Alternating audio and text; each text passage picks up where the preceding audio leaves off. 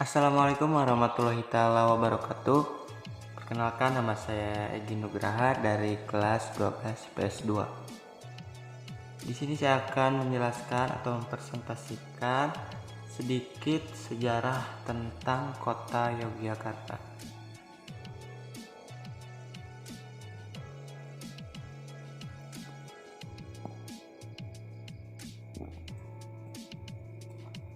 Nah, untuk latar belakang kota Yogyakarta yaitu kata ngayogya dari kata dasar yogya yang artinya pantas, baik.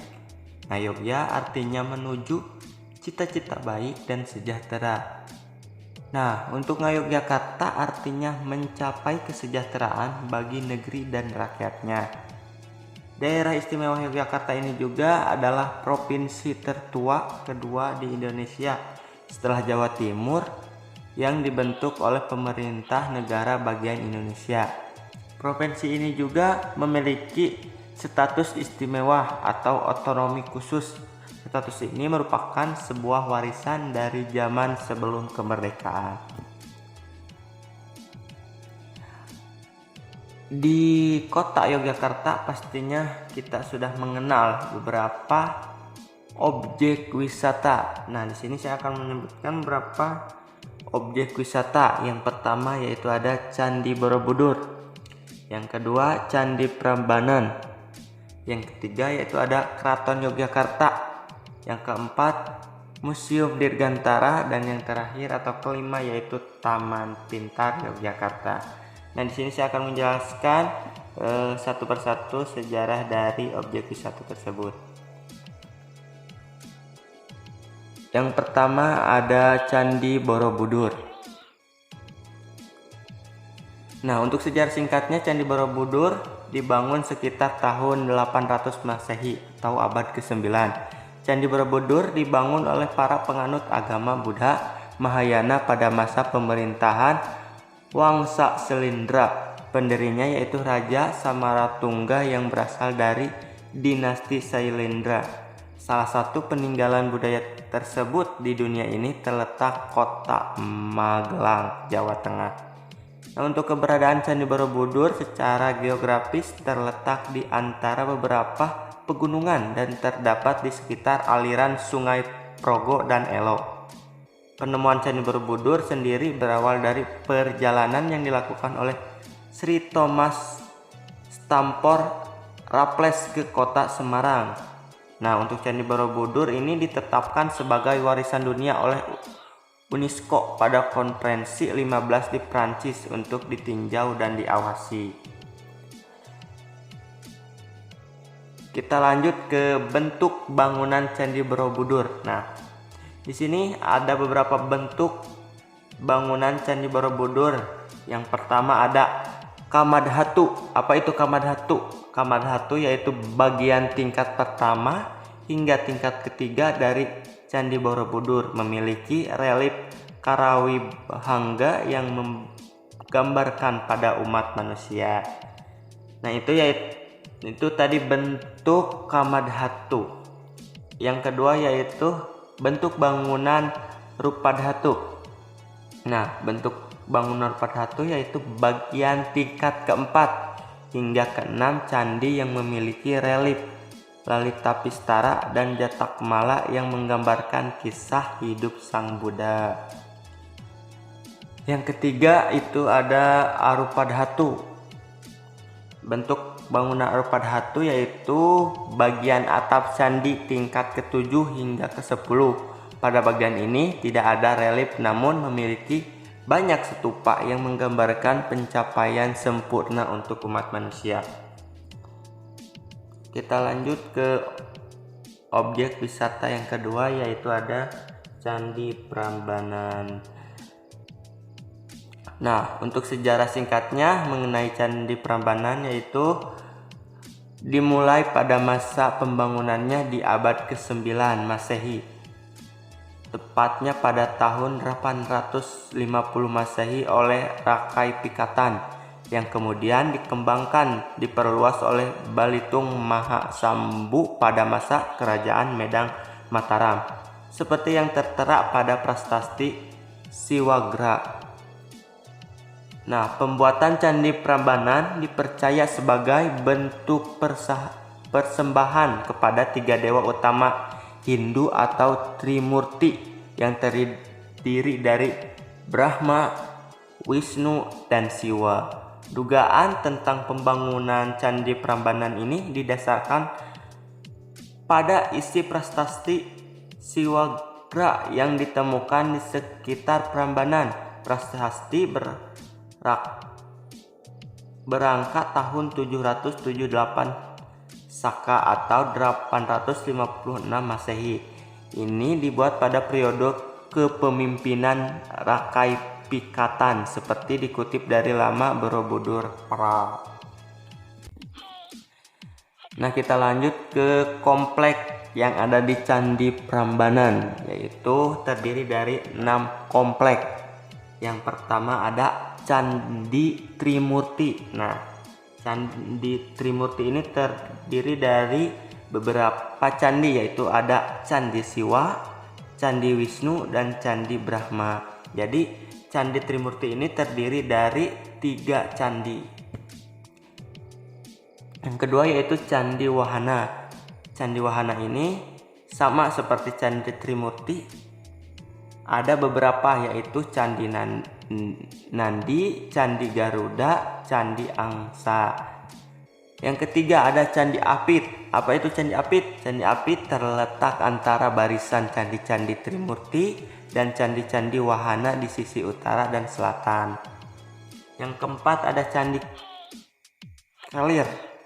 Candi Kelir ini terletak di 4 penjuru mata angin, tepat di balik pintu masuk halaman dalam atau zona inti. Kelima ada Candi Patok. Candi Patok ini terletak di 4 sudut halaman dalam atau zona inti. Yang keenam atau yang terakhir yaitu Candi Perwara.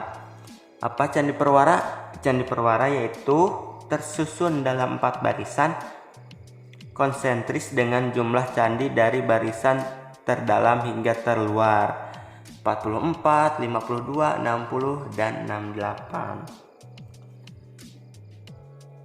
Kita lanjut ke objek wisata yang ketiga yaitu Keraton Yogyakarta. Nah, sejarah singkatnya mengenai Keraton Yogyakarta yaitu Keraton Yogyakarta Hadiningrat atau Keraton Yogyakarta mulai didirikan oleh Sri Sultan Hamengkubuwono I beberapa bulan pasca Perjanjian Giyanti pada tahun 1755. Lokasi keraton ini konon adalah bekas sebuah pesanggarahan yang bernama Garijitwati. Secara fisik, istana ini para Sultan Yogyakarta memiliki 7 komplek inti, yaitu Siti Hingiler atau Balariung Utara. Yang kedua ada Kamadhungan Ler atau Kamadhungan Utara. Terus ada Sri Manganti, ada Kedhaton, ada Kamagangan, ada Kamadhungan Kidul atau Kamadhungan Selatan, dan Siti Hingil Kidul. Selain itu, Keraton Yogyakarta memiliki berbagai warisan budaya, baik yang berbentuk upacara maupun benda-benda kuno dan bersejarah. Nah, di sisi lain, Keraton Yogyakarta juga merupakan suatu lembaga adat lengkap dengan pemangku adatnya.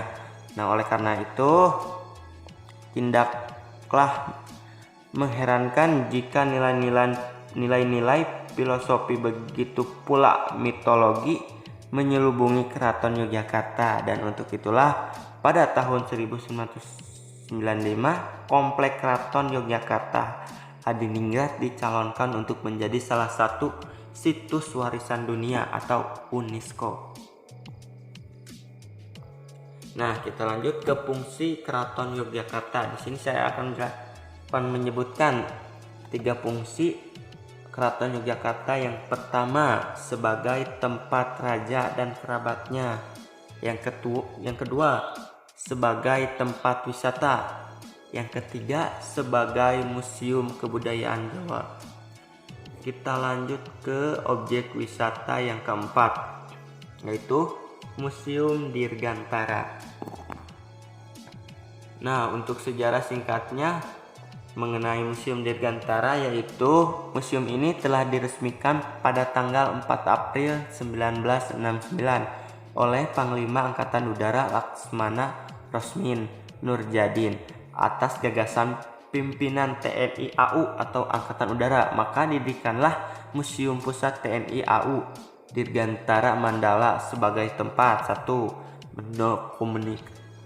mendokumentasikan segala kegiatan dan peristiwa bersejarah dalam bertumbuhnya TNI Angkatan Udara. Yang kedua, nilai-nilai luhur perjuangan 1945 yang bisa diwariskan kepada para anak cucu negeri ini. Nah, berdasarkan dua hal tersebut, dituangkanlah dalam keputusan Menteri atau Panglima Angkatan Udara nomor 491 tanggal 6 Agustus 1960 tentang mendokumentasi sejarah dan Museum Angkatan Udara Republik Indonesia yang baru bisa diwujudkan dalam bentuk embrio pada tanggal 21 April 1967 dan di bawah pembinaan Asisten Direktorat Hubungan Masyarakat Angkatan Udara Republik Indonesia. Nah, untuk koleksi yang ada di Museum Dirgantara, di sini saya akan menyebutkan mungkin beberapa koleksi saja, yaitu ada pesawat KI-43 buatan Jepang, ada pesawat PBY-52, ada pesawat replika pesawat WEL atau pesawat pertama hasil produksi Indonesia, ada pesawat A6M5 Zero Sen buatan Jepang, ada pesawat pembom B-25 Mitchell B-26 Invader Tu-16 Badger, ada helikopter Hillyer 360 buatan Amerika Selatan, ada pesawat P-51 Mustang buatan Amerika Serikat, ada Hendraw Plate Warbox Die Poster. Kita lanjut ke objek wisata yang kelima, yaitu Taman Pintar Yogyakarta.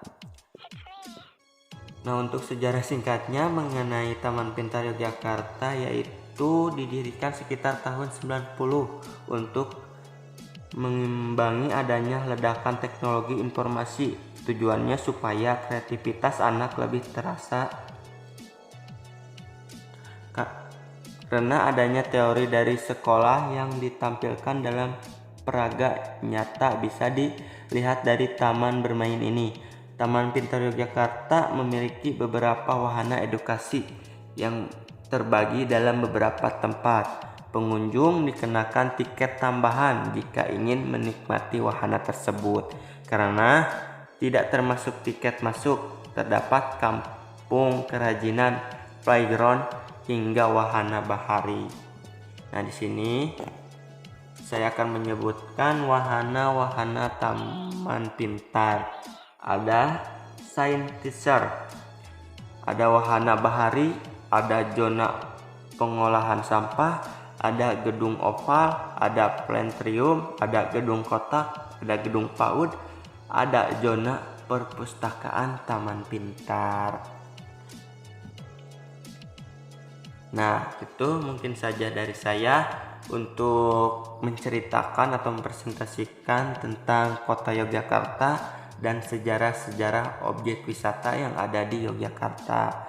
Terima kasih, mohon maaf atas kekurangannya. Wassalamualaikum warahmatullahi taala wabarakatuh.